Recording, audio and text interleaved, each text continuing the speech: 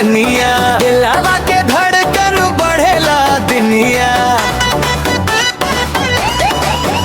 आखिया से बोलेला तू प्यार के कहानी, हम तो बस तोहरे में खोइले बानी।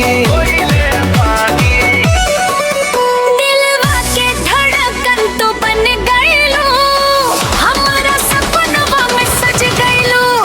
रात दिन तोहरे नाम लिखत बानी, दिल से दिलवा जोड़ गइलो गइलो।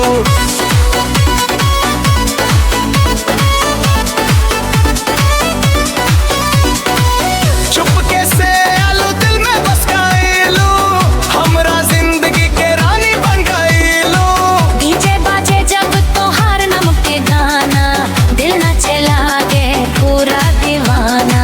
पूरा दीवाना।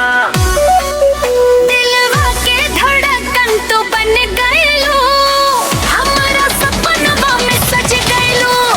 रात दिन तोहरे नाम लिखत बानी, दिल से दिलवा जोड़ गइलो गइलो।